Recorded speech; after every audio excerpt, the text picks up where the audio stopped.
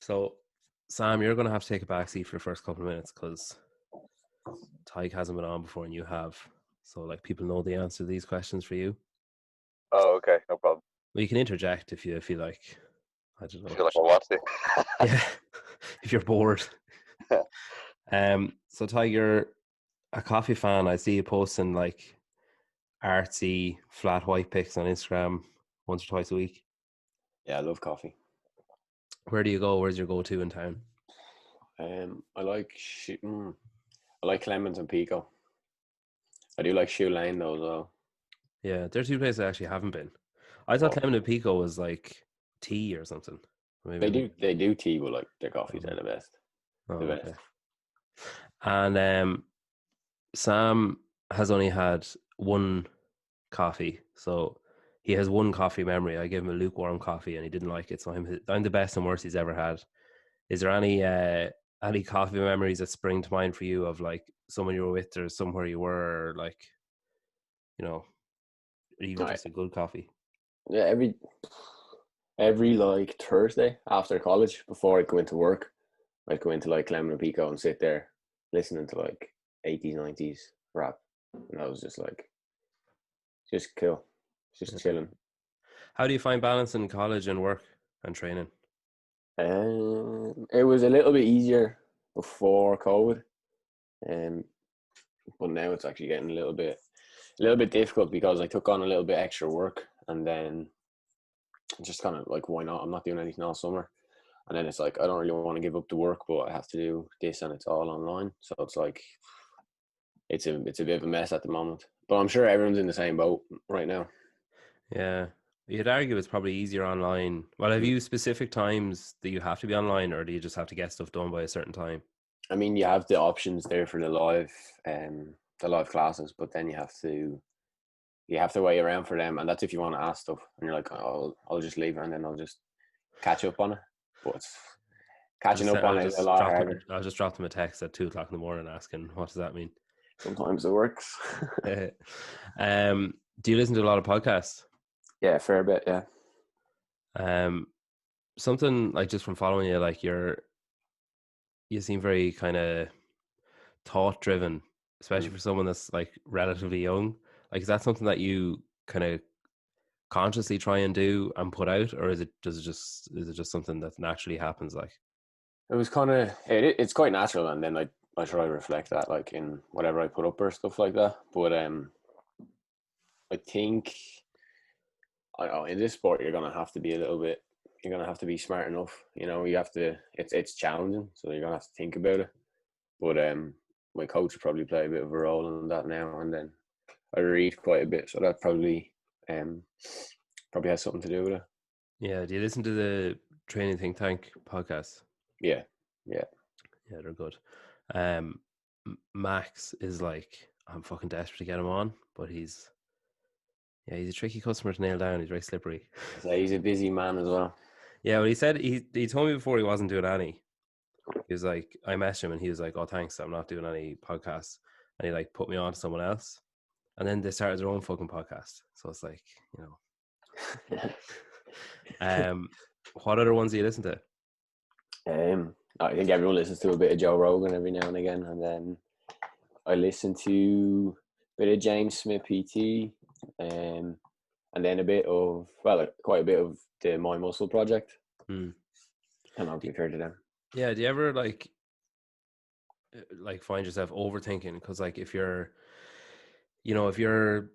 studying and then go to work, and your listening habits seem to revolve around it as well, like, and I suppose I'm assuming a lot of your social media circle is fitness related as well. Like, do you ever just kind of just get sick of it? Like, different aspects of it, I suppose. Like, I know it's all under the one umbrella, but it's like coaching and competing are a bit different, especially like where we coach. It's more like health orientated, and like there's not a lot of competitors in Perpetua, so they're kind of like, you got to coach them in terms of their goals are different to my goals, so I just see it as that. And then I don't know, some of the stuff I do listen to is gonna benefit me, of course. So that's probably why I listen to it. But college is the same thing. It's sport and exercise management. So, I like it. There's just different challenges, and that's the way I look at it. Yeah. What about you, Sam? Like, do you kind of, I suppose, on social media and that, like, you're kind of, I would have always had Sam pegged as someone who's kind of, engaged with people on it, but doesn't put up an awful lot of stuff. And then lately, you've kind of upped the ante a bit and started putting up more stuff. Like, have you found that that's been more stressful, or like, is it something that you're enjoying doing? I would definitely wouldn't say it's stressful, and I definitely wouldn't say it's my favorite part of the day. But it just kind of has to be done. I think yeah, it's not that stressful really. It's simple enough, just putting up pictures and saying something, even if it's useless. But yeah, that's stressful really. And like, I suppose for both of you, then, like, Tadhg, do you, like, if you're kind of putting up maybe introspective stuff, or like something that might be thought provoking, or something that you might have realized from your own training over the last few weeks or whatever, and you put it into a post, do you ever feel pressured to be like, God, I hope this is good now. I hope that this, like, the thought that I've had that I think will really resonate doesn't just like fall flat?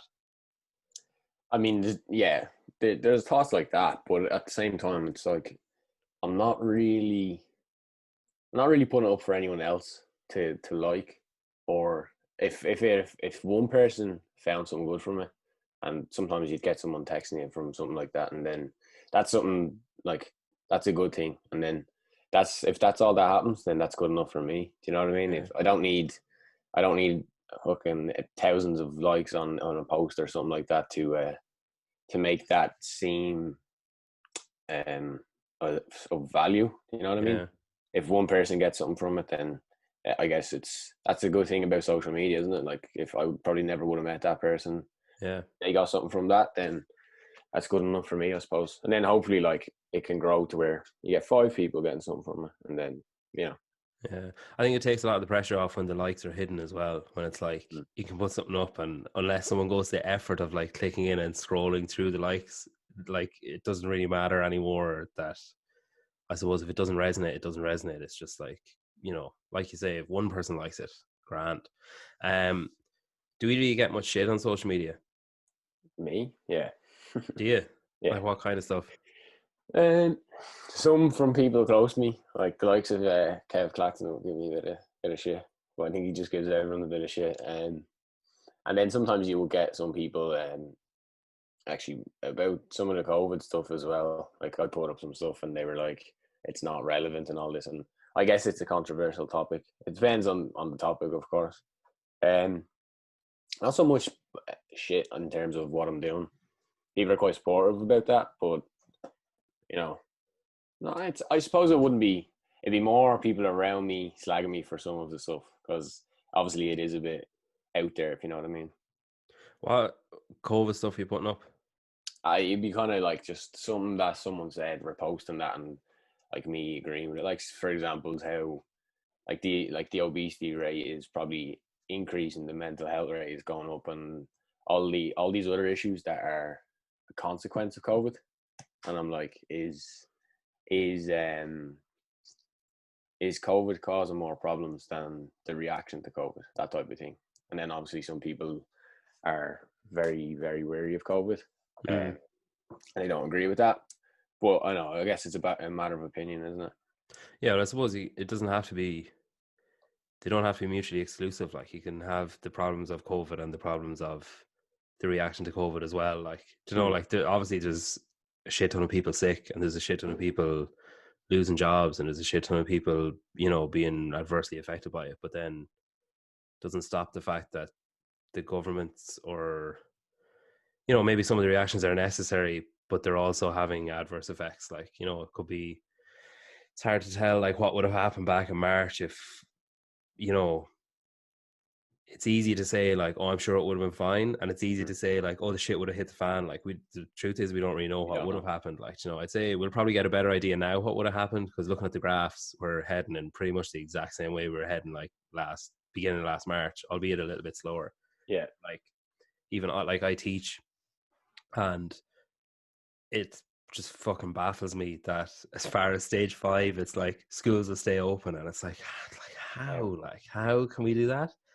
Like, it's madness. Like, because I teach first class, so like the rules are like first 4 years of school, it's not really it's not a prerequisite that there'll be social distancing, because it's so difficult, because like, I mean, they're fucking 6 years old. Like, you can't be like, sorry, 2 meters there, folks. Like, they don't know what a meter is yet.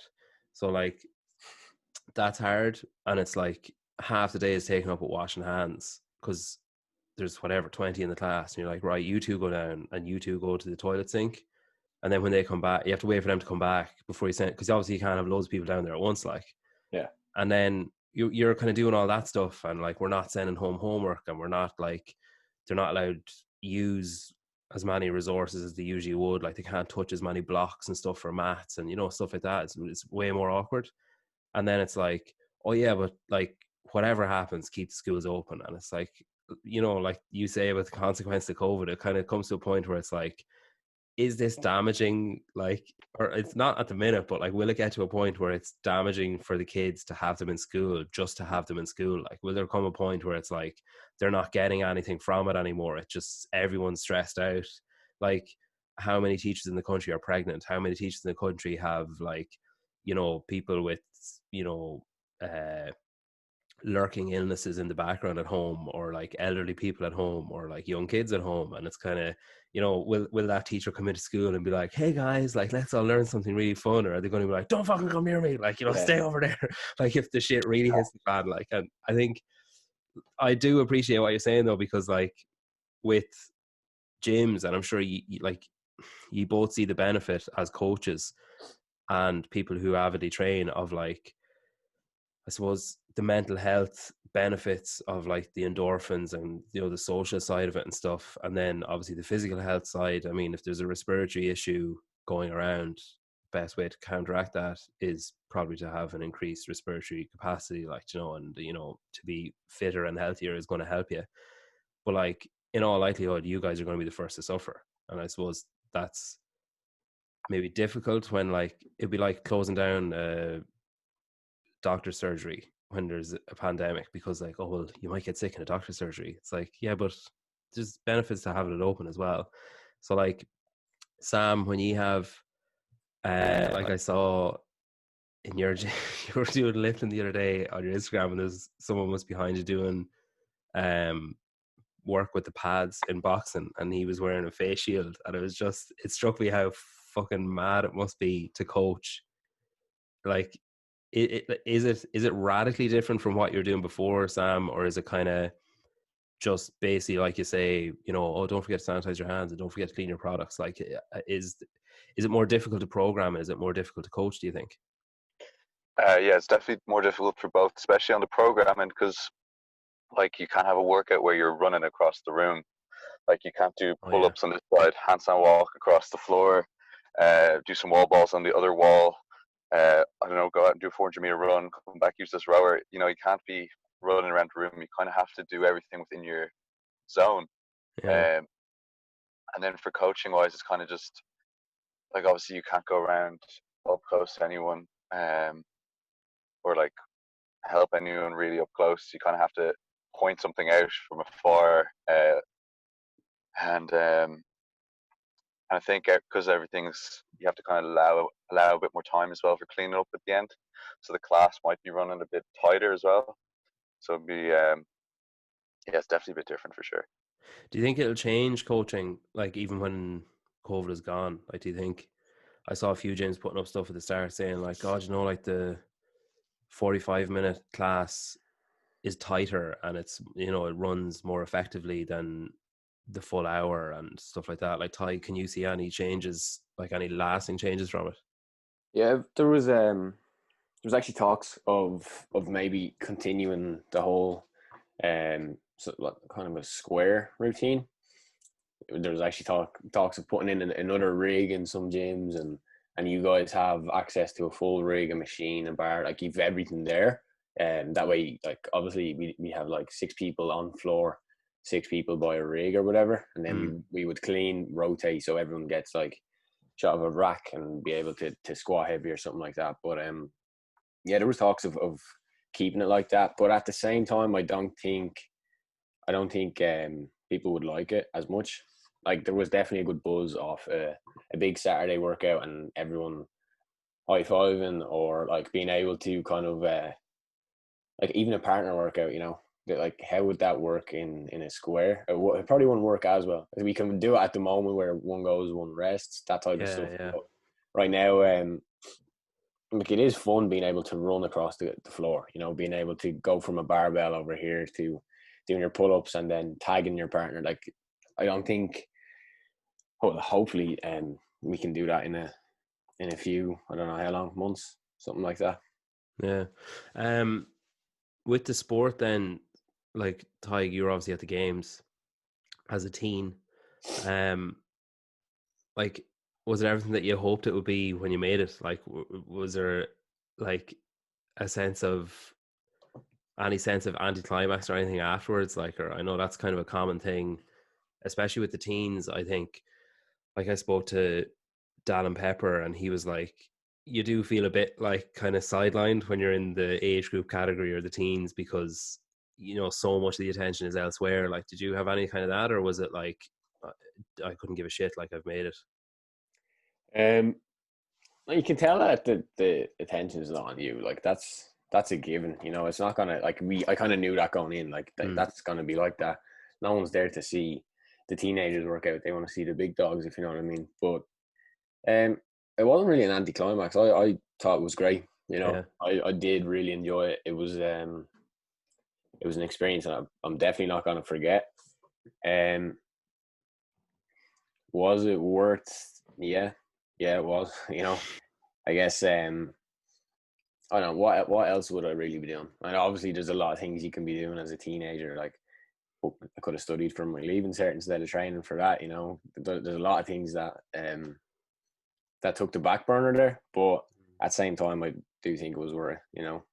Yeah, my wife's friend she was teaching you at one point, and she said that it was funny because like you just wouldn't be in for half a day. It was just like, oh, he's gone training, and it was just like, I think it's funny because there's a lot of places around the country that if you went in and said like, oh, I'm going CrossFit training there after whatever, like 9 out of 10 people would be like, the fuck is he talking about? Like, that's not Gaelic. Like, was it hard to kind of like, did you lose anything there? Like, obviously you're saying that maybe you would have studied harder or longer or whatever, but was there other sacrifices? Like, I think I talked to Brandon Swan last week.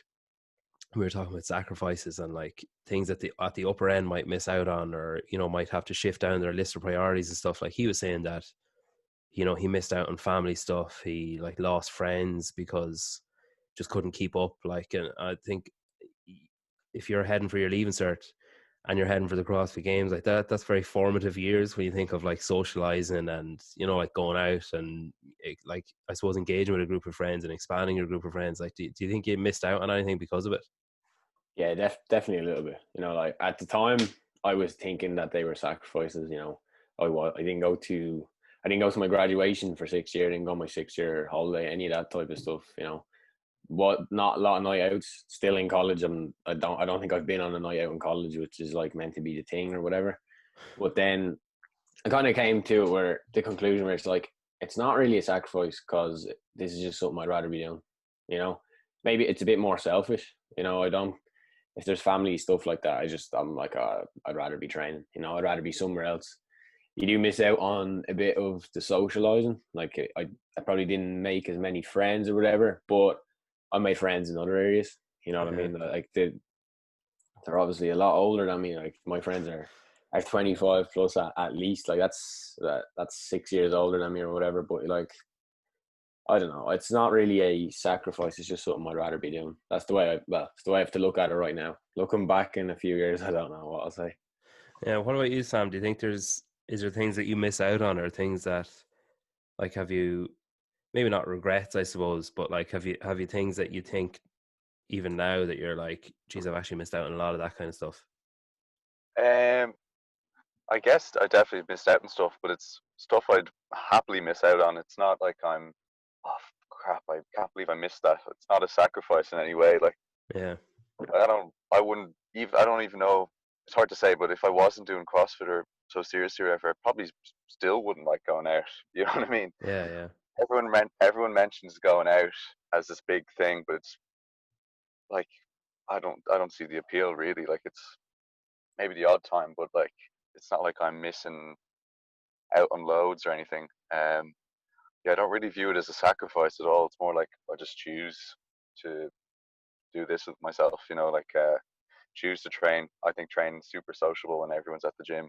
Yeah. Um, like if I want to see my mates, I'll make time for it. You know, it's not like sorry lads, I can't see you. I am a CrossFit guy. You know what I mean? It's it's not exactly like that. I'm still super sociable. How many hours a day do you train?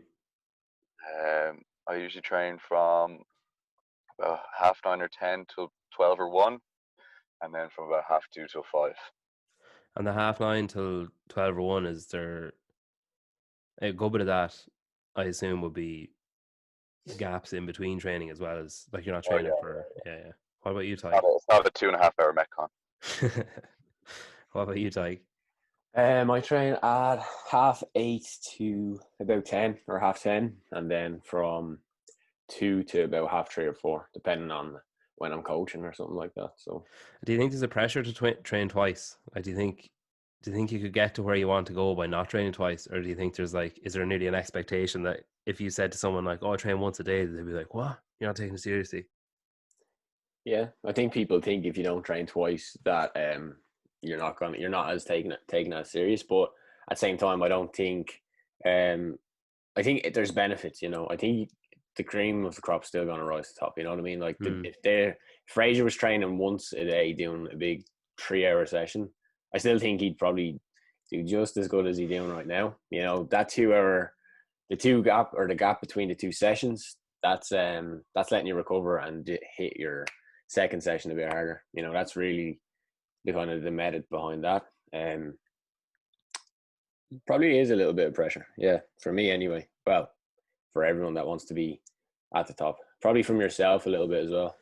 Do you feel any kind of pressure for the fact that you were at the games as a teen, and that like now that you're a man, like do you feel like pressure to reach there again? Like, like like you said at the start, like you're not you weren't one of the big dogs when you were, maybe I suppose big fish in a little pond originally, and now you're kind of, a smaller fish in a larger pond. But I mean, you're holding your own, but like, do you feel pressure to perform? Like, I know it's a totally different scenario, and you're up against a totally different group. Like when I was talking to Dallin, he said like it like floored him, the gap between him and like the manly men when he joined, like when he joined there, because he was so dominant, like worldwide dominant, and then he was just like, oh fuck, when he started competing against the men. Like, did you have that kind of a reaction?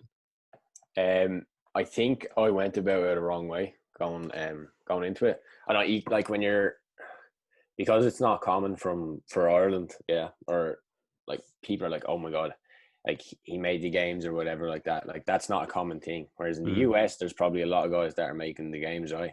So when I came back from the games or whatever, even going there, you kind of do have your ego blown up a little bit. Like there's people telling you you're great and all this, and But even just because, all those, there was so many events to get you there, and like that must give you a big lift as well, like even an inflated lift. yeah, like that's like everything that went on before, during, and after that. It kind of did blow my ego up a little bit, and I'm not gonna lie about that. So coming back, like you probably think you're better than you are. That's what I did anyway, and I was a bit too laxed. I probably didn't do much when I got back. I just went lifting. I went to get strong. I was under the illusion that you have to be like a weightlifter now, like to get really strong to catch up to the big guys. got a little bit complacent. I'm not gonna lie. Like I don't like it, not because I wanted to get complacent. It just kind of came about because you've got a lot of people that are saying that you're great or whatever, and only recently did I cop on to say, Jesus, I was actually taking, I was thinking like that. It took a month, well, not a month, it took a few months to kind of get my face slapped around there and to not have that big ego, if you know what I mean. Yeah. So, from there, it was kind of like, you do, when I done the open I think it was 2020 or something like that, 2019 or something.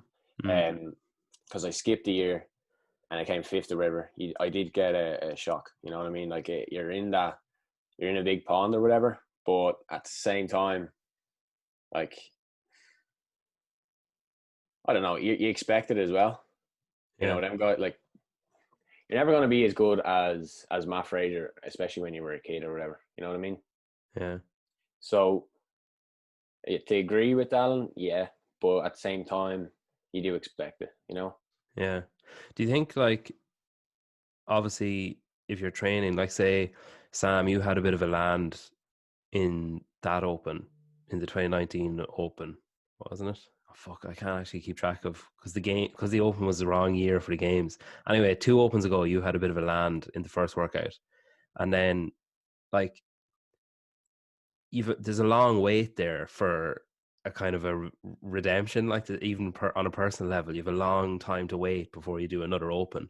And I suppose people put up whatever they put up on social media and they make themselves look strong, or they show their best lifts, or they show their fastest workout, or they show their, a snippet of a skill or whatever. So, like, do you ever find yourself looking at other people being like, fuck, am I where they are? Like, am I, like, do you find yourself comparing yourself to other people?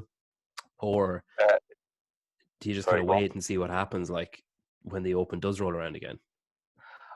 That's exactly it. So, like, obviously, you see someone put up something ridiculous, and you're like, there's zero context. They put, whatever, and you're like, oh wow, that's super impressive. I don't think I could do that, or that, like, wow, they've really come on, or something. I don't know.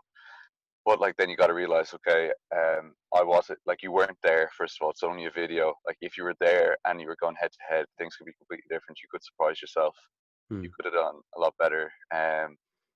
Or I don't know, it could even be the opposite way, like, okay, I really need to work on that. But like, once the open comes around, or a competition, doesn't have to be the open, it kind of, that's kind of when it really matters. Like, everyone could be a gym hero, or a world class elite level gym workout guy, not an actual world class guy,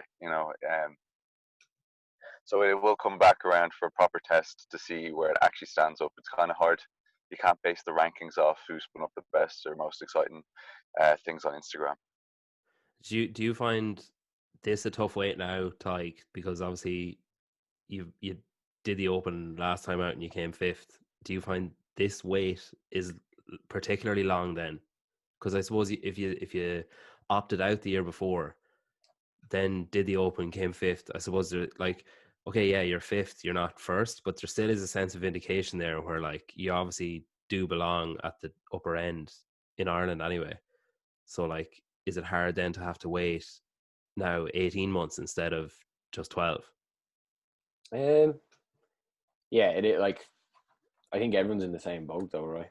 You know, everyone, like, Sam was very close to making the games last year. You know, I say that's a longer wait than me taking a jump from fifth to wherever, or from somewhere in the world to making a few sanctionals. Like that. Yeah, it's a long jump, but I think for other people it could be a bit longer.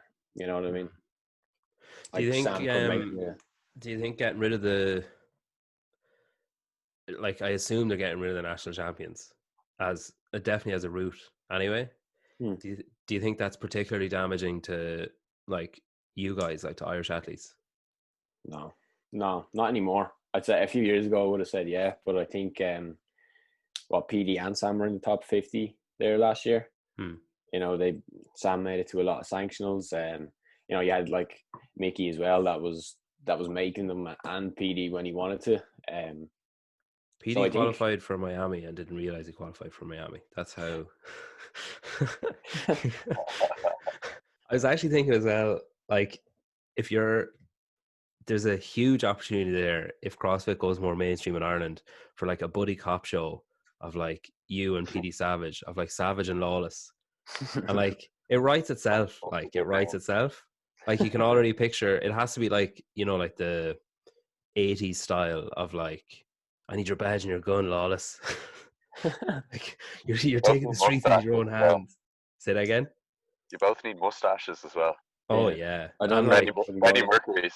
and those like suspender, Yeah, like the breeches, like, and yeah, Oh, and that's a given. yeah, and there has to be a lot of like, Lawless, you can't just do this, and like, well, sometimes you need a bit of savagery and lawlessness to clean up the streets. And PD has to be one day away from retirement every episode. yeah.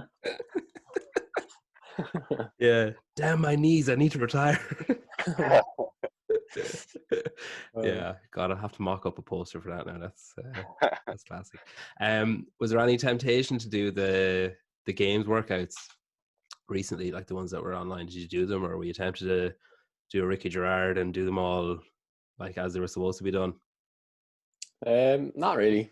I like a few of them were fun, but at the same time, like they were just classic CrossFit that were horrible at the same time. I know Sam, I think, done most of them. How did you find them, Sam? Yeah, they were pretty tough. I did them all except for the row and the handstand. Um, I just didn't fancy doing the row. That was like just mangle yourself. The test was who can mangle themselves the most. So I didn't feel like it that day. No, they were super tough. Did you do them But like within the time domains, or did you just do them over whenever? Like, I kind of just did the Friday ones on what was Friday? I did them on Friday and Saturday. I didn't like do them in the time domains. I think I probably did them closer than you probably had to as well. oh yeah, Like the Saturday I did the Nancy one, and then I'd say like half an hour later I did the Annie one, and that was just kind of what I did for training that day. It wasn't like I didn't set up any of the cones or have a judge, for example, or yeah. I didn't even know where to look up where you'd see the exact details and flow of the workouts. I just saw the workout and Any did them. rhabdo from Annie? No. No, no, I'm okay with the GHD. I'd say if you hadn't done many GHDs, you'd be in I'd some say serious I shape for a bet while. I bet the week after the games, I bet the rate of rhabdo worldwide went up by like 125% easily. Oh, easily. Like if you haven't done, I knew one guy who did the workout, kind of just his own weight, like he did like a 100, 110 power clean just for himself. But he did the GHDs, and I don't think he's ever done more than total volume of about 60. So I think he was he couldn't sneeze for a while, sort of thing. Yeah, who was it? It was a Cam Porter, I think, maybe put up a video of his friend who was like Oh yeah, lying on a couch, and he was like, "Yeah, he's got really bad rhabdo." sitting there, yeah. Speaking of Ricky, like his Instagram the other week got me thinking about how people carry themselves. Like you both seem, I suppose, like at least public facing, you seem relatively humble. Like, can it be hard? We'll start with you, Sam. Can it be hard not to maybe answer possible critics or perceived doubters maybe when you achieve something? Maybe not to the level that he did. I mean, that was excessive. But like, do you ever find it difficult to let your actions speak for themselves, sort of thing? My action. No, I think my actions should be the only thing that really speak Hmm. for you, because like you could have, like say Ricky Guard, like he could have done all these shit things, like as he did, and then say, "Oh no, I'm fine, I'm sorry," but like his actions still happened. If he was really that sorry, he wouldn't have done it in the first place. I think. Hmm. So I think your actions should say a lot more than what you're going to say about yourself. First of all, self praise is no praise, so you can't really go around saying, "Oh, everything I did was great," or "Everything I did was fine," or whatever, and then like what you actually did was not the case. I think you should really be held accountable for what you actually do. Yeah, like, is there a way back from? Do you think? Um, yeah, well, obviously he has to come back and compete clean, but who knows if he's been clean for the last Yeah, 4 years? Like he could have been seriously juicing up. there'll always be that doubt though, and I think even like Oh people yeah, but who, okay, like he has priors. You know, I don't know what his stance on it is. Is he like, you know, oh no, like it's still an accident, and my brother also did it by an accident, conveniently, like recently after I did, like it's total yeah, coincidence, or is he like, yeah, okay, fair enough, like I've done my time, whatever. But there'd always be that doubt because I think even, especially in a sport like CrossFit, where like Tadhg, you were saying that there's this big gap to Fraser, like that there's, you know, like there's, say there's Fraser and then there's a big gap and then there's the rest of the field. Like as we found out with whatever Friendly Fran, there's a fucking 50-second gap, which mm, Brendan Swan put that as like, I mean, in football, that's 50 goals basically is the difference between the first team and the second team. Like, but if you got that huge gap and then you got another group of like, say, maybe 4 to 5 interchangeable people at the top, and then there's another big gap, and then there's an interchangeable group of about 20, and then there's a huge gap, and then there's like, you know, another 20, and then another big gap. Like I think people look for an excuse for that gap. Like, so people, even just average gym goers or people who don't follow the sport, maybe who follow the sport casually, might be like, ah, yeah, but sure, they're all juicing, like they're all on something, because it's not possible to recover that much, or it's not possible to, you know, to train at that intensity for that long, or it's not possible to um you know, lift that much and be that skilled at something else, and to like to spin all those plates at once. So I think the, like the easy thing to say is like, oh, juicing, definitely juicing, like has to be. I think, especially, I suppose, Tadhg, I'm kind of looking towards you here, because like as someone who's young and lifting like ridiculous numbers, especially for someone that's so young, and someone who's like ripped, like bursting at the seams, like I assume you hear that a bit. Yeah, yeah, but like maybe jokingly sometimes as well that I probably hear it the most. I don't know what's said behind my back, but like Like there's I'll be totally honest. When you came back from the games and didn't do the Open the year after, like when you were in the males thing, I was like, "Oh, that's interesting." Like I I can't, actually only realized that there. you can't help but, That's a narrative, isn't it? like, it's the easy answer. Like I say, like back then I was like hugely self-critical and, like, you know, hated the fact that I wasn't where I wanted to be, even though I wasn't putting in any of the work. Yeah, So then, like, the easy thing for me to do is be like, ah, yeah, but sure, they're all fucking, you know, injecting between their toes and shit. Like, that's the easy way to explain it. So I think then I was like, you know, oh yeah, Tadhg Lawless made it to the games, and now look, he's not like, he's not willing to do the Open. There's something going on there, because it's the easy thing to explain why someone like fucking 40 years younger than me is lifting 40 times as much as me. Like, you know? yeah. I don't know when that gap was kind of to build pure strength. Hmm. I fucking regret it as much as I could. But yeah, there is a bit of criticism, I have to say. People would say he must be on gear or whatever. Even just people that like you think wouldn't think like that. They're like, Hmm. ah, yeah, boy, sure you're doing this, and I'm like, how the fuck? Like, if I was to take something, not that I would ever take something, getting stronger wouldn't be the goal. Like the games has shifted so far from that. It's not even as important. You know, Hmm. the 1 RM lift is not important anymore. You know, it's if even 5% of the overall score. So, and then who cares about looks really? Like I don't care about. I don't go to the gym to look good. It's just all performance. You know, the looks are a side part of that. You know. Do you get much of that, Sam? Like steroid accusations or I don't questions? think anyone would look at my calves and go, "That guy's on steroids." No, I haven't actually really come across anyone. Only like maybe in a joking capacity, but like now, like joking. But no, not yet. No one's really. Do you think, Sam, or Tadhg, sorry, that your uh, geographical location might have something to do with the accusations as well? Like, do you think if you were from South, like further South Dublin, do you think you'd face as many jokes or questions about it? Um, I don't know. I don't think so. I don't know if there's much of a difference there. I get it mainly mainly jokingly, but Yeah, because I do like I'm 19 and I do lift quite like heavy enough, you know, like it is obviously in people's minds, like, but at the same time it's probably people who are just a bit somewhat self-conscious in a way, or yeah. like feel like, oh, Me. if I can if I can't lift that, then surely he must be doing it because he's so young or whatever, which is, you know, that's not the case. You know, it's sleeping 10 hours, eating a lot of food, you know, And that's what taking building. your weight, obviously. Yeah, yeah. um, what are your hopes then for? I suppose Sam, will start with you. Like, if the game season kicks off and a bit of normality resumes, like it's been confirmed it's February. I know when we spoke last, you were like, "Oh, hopefully it stays as October."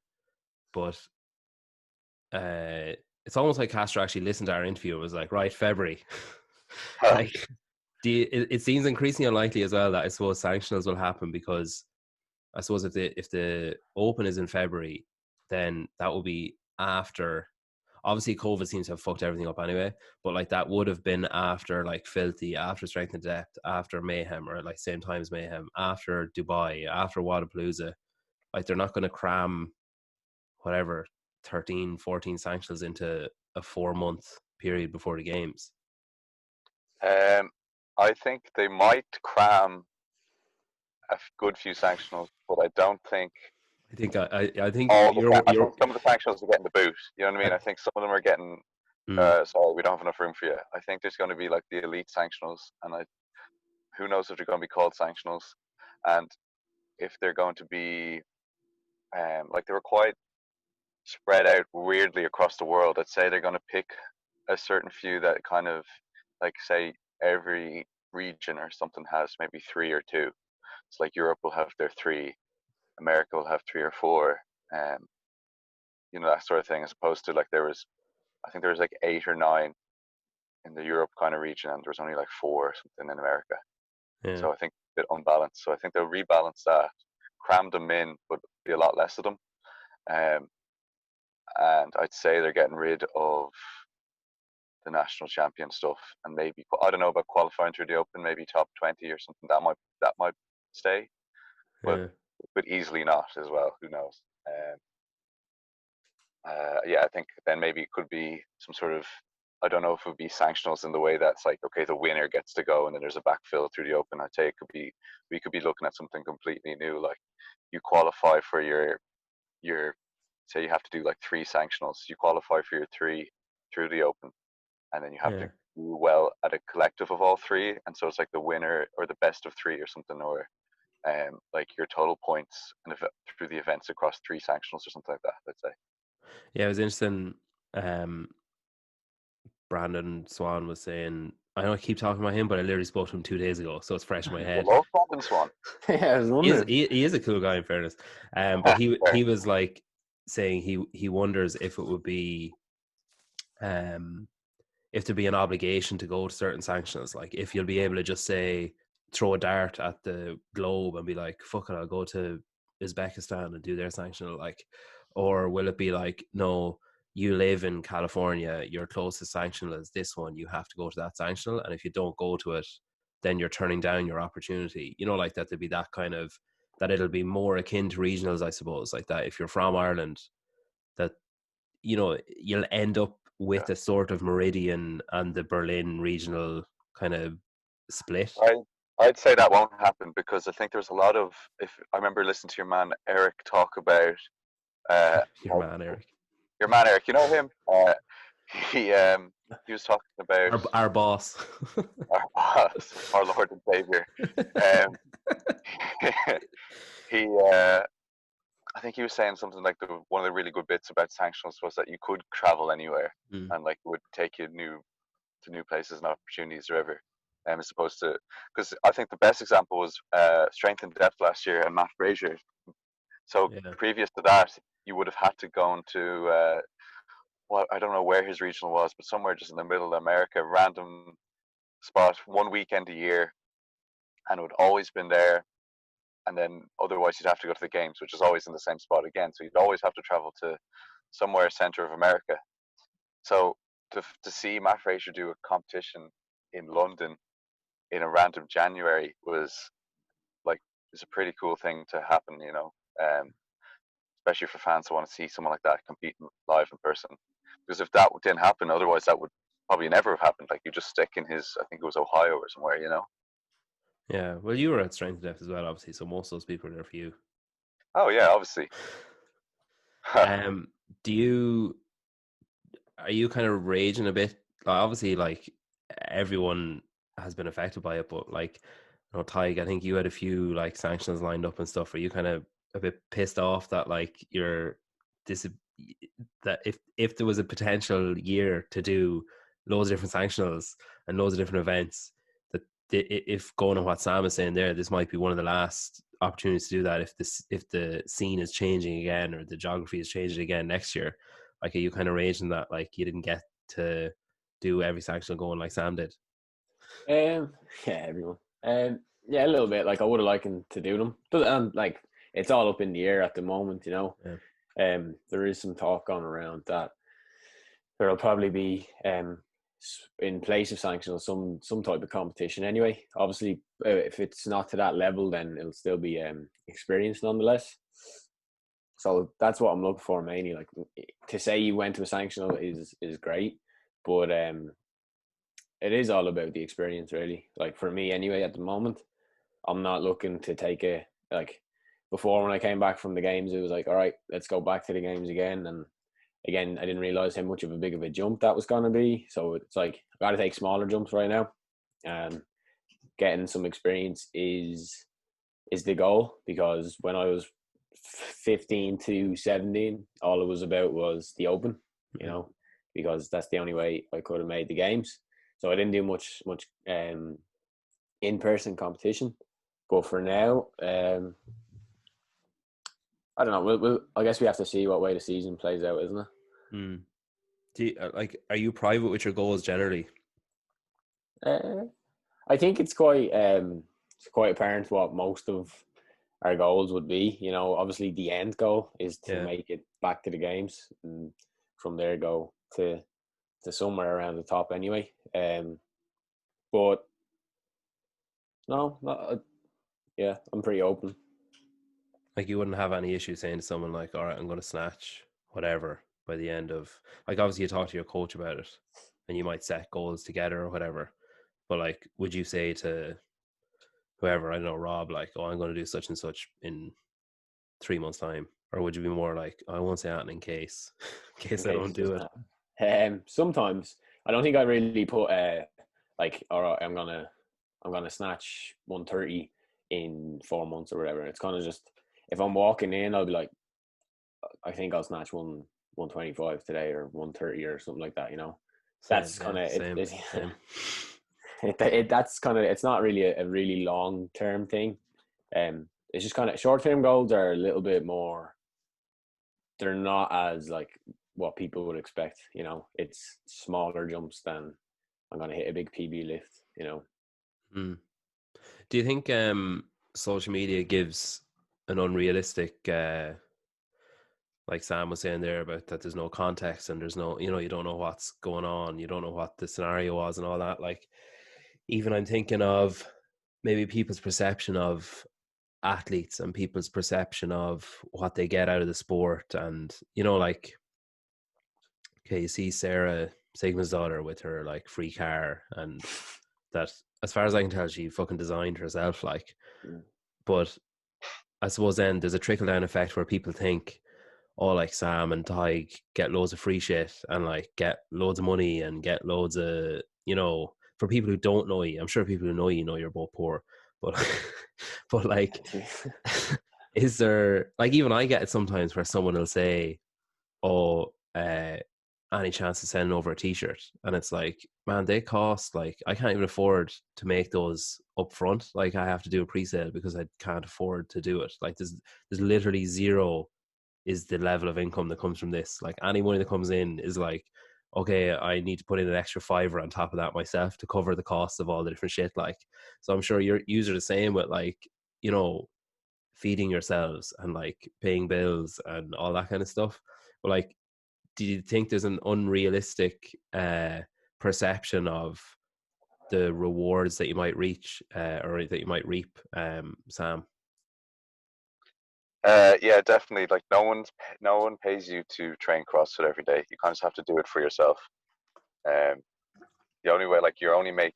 So there's a weird trade-off. Like, to, I guess, sustain training CrossFit like as much as we'd want to, you most likely, not always, but or end up coaching. Mm-hmm. But it's a weird trade-off where you're probably not coaching enough to make a load of money. Not like a load, but like enough, because you want to train all the time. So it's like this weird. You're kind of doing it. You're coaching so you can train, but then you're training so much that it's like you can't do all the coaching as well. So it's this weird kind It's of like money in, money out kind of thing. It's just like self-sustained. It yeah, doesn't. Yeah.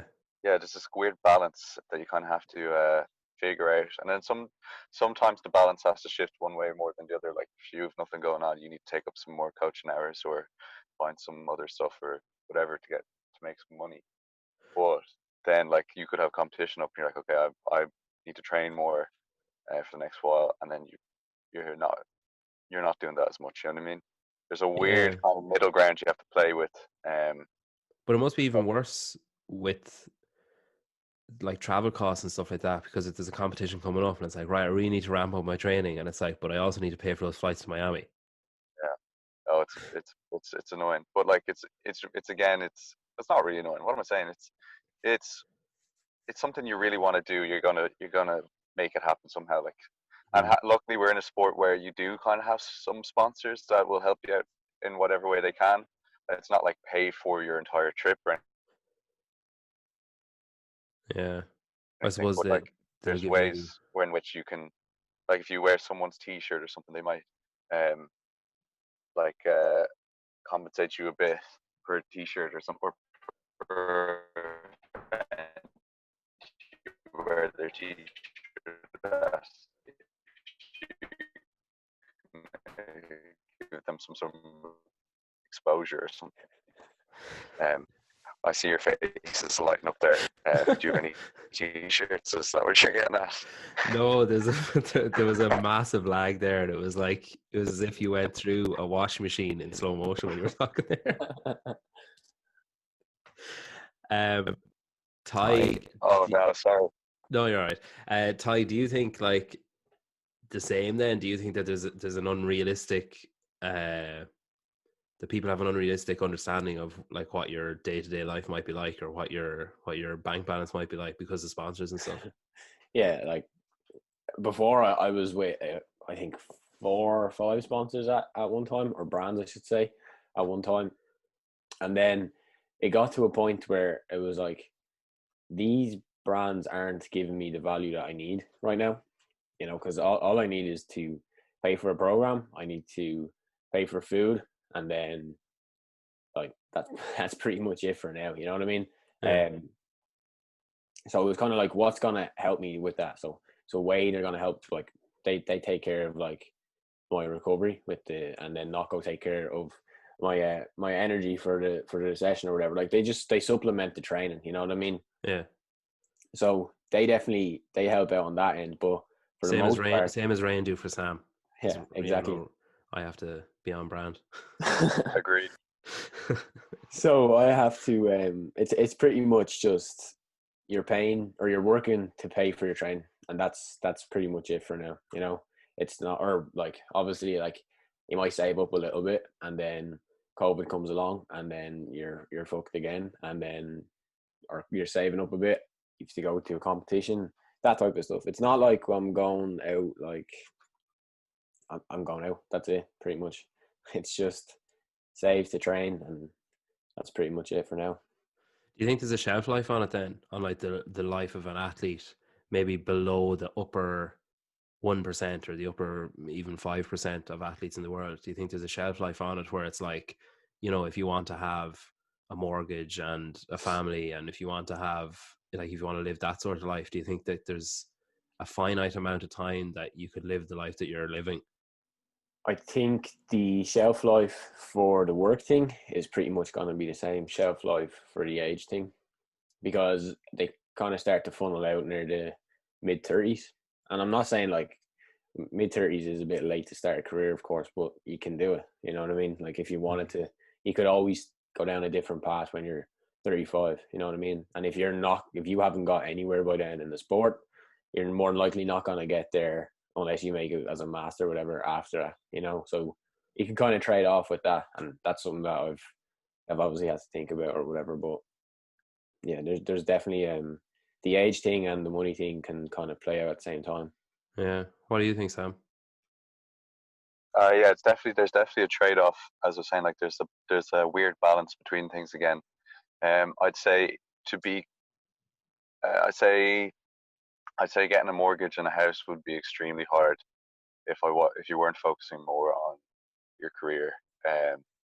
Unless you're in that 1% where you get your prize money, and I'd say Nike match your prize money back, so you're getting a ridiculous amount each one kind of big payment a year. But unless you're like that, I'd say it'd be fairly difficult or fairly tight, um, to kind of, I guess, get a mortgage and that sort of stuff. Are you both too young to think about, like, what you're going to do for the next, like, if you thought about, like, say, the next 10 years, either of you? Yeah, probably. I think I think so. I think I could wake up one morning and think, oh, I do want to do something completely different. Not that I do, but like it could easily happen, like, or career wise, not even sport wise. But um, like this, I don't think being like training full time is a viable option for 10 years plus. Um, not, at least not without a massive break at some point. And Yeah. I could easily end up, I don't know, could easily end up doing something else. But for now, it's definitely the sole focus, and it's what I enjoy. What about you, Tyke? Yeah, just it comes into your head, and like I don't know, they stress the leaving cert a lot in school, so that was something that they've always kind of tried to drill into your head, is like your future, and I'm like, I just kind of trying to live right now, as fucking Sound as like someone on their gap year. I'm just living in the moment, man. I'm just as mystic as that sounds. You just have to kind of, but that's it. Like, if I enjoy this now, then there's no point worrying about like the future. Like, I'm not going to be able to do anything about that, especially if I'm doing this. If I'm half in, half out, I'm not going to get anything out of either end. If you know what I mean. Like, my training's going to suffer, and then I'm not going to make I'm not going to save up for my mortgage. You know what I mean? If I'm half in, half out, so just commit to one thing fully right now, and that's pretty much what I'm doing. cool. What year are you going to qualify for the games in? Sam? Oh, me? Either of you? Well, I was asking Ty, but he passed the buck. Oh, hopefully next year. Do you think, yeah? I say hopefully, but I'm going to work my ass off to try and make that happen. And what about you, Tyke? You're going to take Sam's spot next year? I'm gonna focus on just making it to, well, let's say the sanctionals are still there. Sanctional or regional first. That's the goal. Obviously, I do want to make it to the games, but it would be cool to have at least 2 Irish people there, wouldn't it? Yeah, but I think even like there could be an aspect, like, I'm sure Sam, you'll probably agree that you maybe learned more about yourself and about competing through like regionals and the different sanctions and stuff. Like, I'm sure if you qualify for the games, having not qualified or not done any of those things, you might have gotten a bit of a land. Yeah, I think so for sure. Unless you had, yeah, I definitely. Unless you had some extreme naivety and just went and just smashed everything. But I think that'd be extremely rare. Yeah. Um, I think all the competition stuff will stand to me next time I compete. I know I think I was saying before that like doing all those competitions, like loads of them, is definitely not the best way to win a competition, any one of those. But doing loads of them will, the next time I compete or after a longer gap when I can focus more in one of them, I think all that experience will really stand to me.